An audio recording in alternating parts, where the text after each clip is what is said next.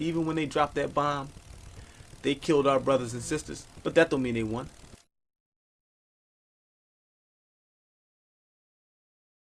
May 13th, them dropping the bomb was the ultimate way of showing them, making them feel like they had power. In 1985, the state's vendetta against MOVE culminated in Mayor Wilson Good's bombing of the Osage Avenue house, which left 11, including 5 children, dead.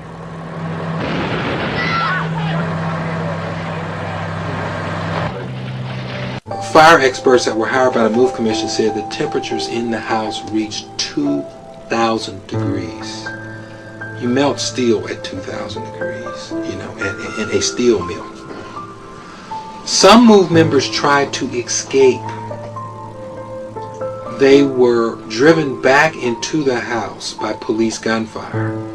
After the trial of the MOVE 9 and John África versus the system, several MOVE members moved to a row house on 6221 Osage Avenue in West Philadelphia. Here, MOVE kept up their work schedule, but their main focus became the search for justice of the MOVE 9. By the end of 1983, government officials on all levels had proved ineffective and unwilling to take any action in MOVE's struggle for the MOVE 9. The media at this point ignored the issue altogether.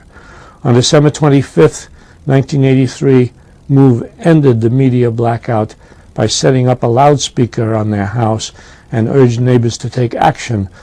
Neighbors of MOVE complained about MOVE talking on a loudspeaker at all hours of the day and using profanity.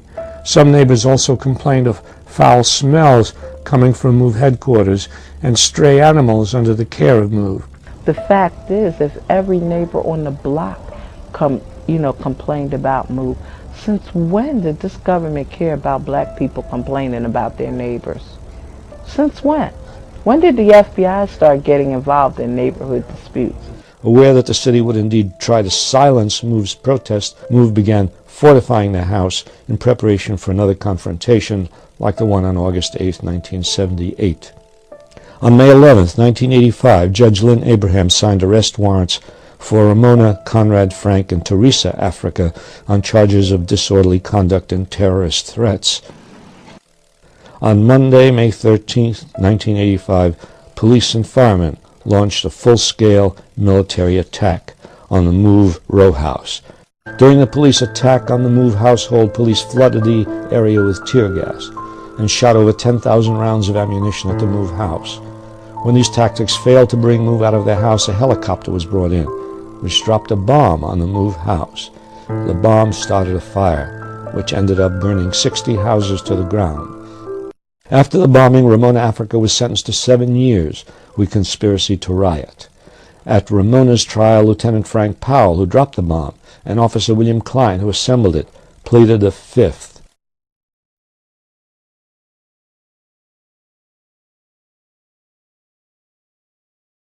Many investigations were done on the May 13, 1985 bombing of MOVE, but no indictments were ever made. Before the incident was swept under the rug of Philadelphia's history forever, Ramona África filed a civil suit against the city, and MOVE ended up receiving some compensation for the May 13th catastrophe. As long as we got the truth, we will always win out over the system, and it's proven. Because when they dropped that bomb and they killed our people, what they did was they gave us the biggest platform that any organization could ever have. And not only did they do that, but they saw an example of people who will resist regardless of anything. It's just natural instinct. If you punch me and I will punch you back. There is no thought process behind it. There is no I'm a cop or you're a cop so I can't do that. There is no, it's just a natural order. You punch me and I will punch you back. If you don't believe it, then try it. You know what I mean? Mm-hmm. It's just. But then according to the system, police have a right to bully people. Police have a right to bully people, but according to the natural order of things, the natural law, then you don't. I mean, and that's just the way it is. I mean, and people can say, well, the system, you got to follow the system. You got to follow the laws of the system. Why? Because it seems to be bigger? Well, it ain't bigger than God. God is the universe. It ain't bigger than God. And God dictates that you must defend yourself. and they can't deal with that. Well, that's too bad. Do you think that, all the police escalation, leading up to May 13th and, everything in between was just kept escalating more and more. Do you think that was largely motivated by revenge from the police because MOVE did stand up to themselves and the police felt that had something to do with it? I mean, they were mad. It's a pride thing. You ever been in a house and your mother say, all right, you're in charge? And then the people who you're trying to be in charge of won't listen to you? It makes you mad. Because you can't use your power. If they don't listen to you, then you can't use your power. You have no power. Well, then that's how it is with the police. If you don't listen to them, well, then they're powerless. And they get mad about that. So they inflict their brutality.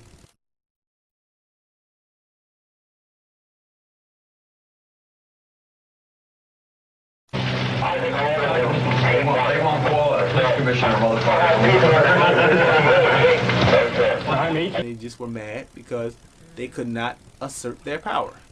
And May 13th, them dropping a bomb was the ultimate way of showing them, making them feel like they had power.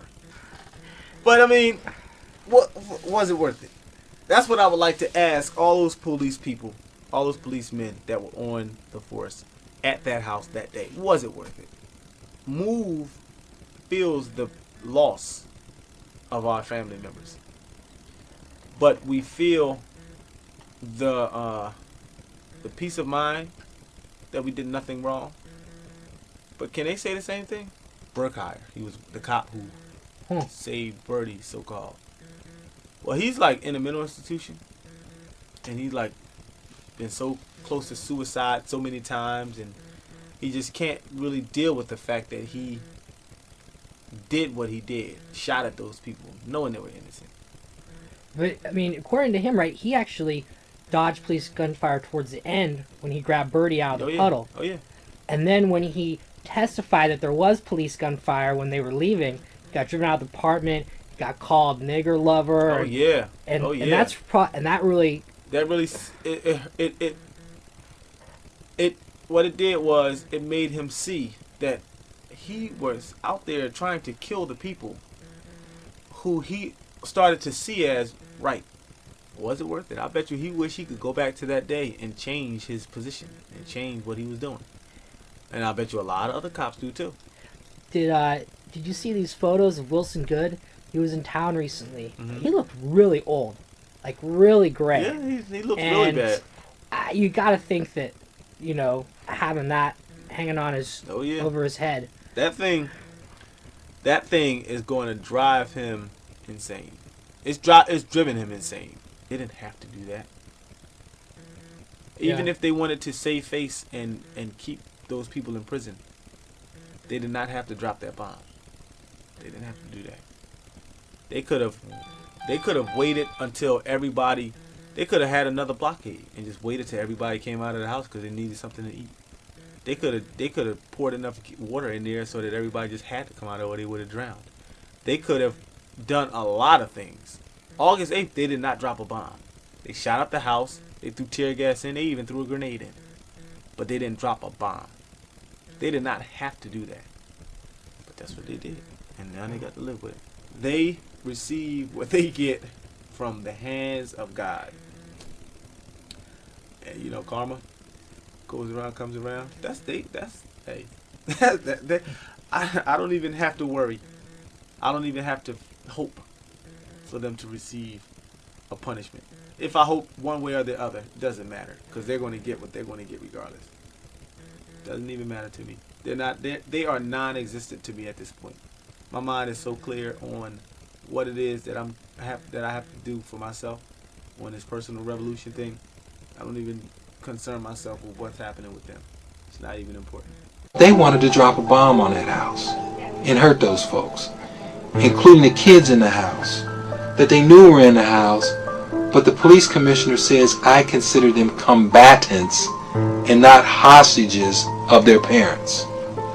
Once again, would a white police commissioner have considered white children as combatants? I would argue strenuously that would never happen. But it happened here because they were black kids. Talking to a woman who actually I won't identify, but who is a lifelong Philadelphian.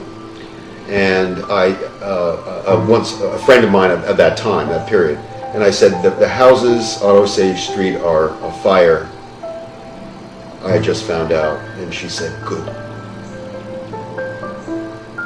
So there's a lot of racial hatred in this country, in this city, in this country, that we have never addressed, and that it's the sin of America.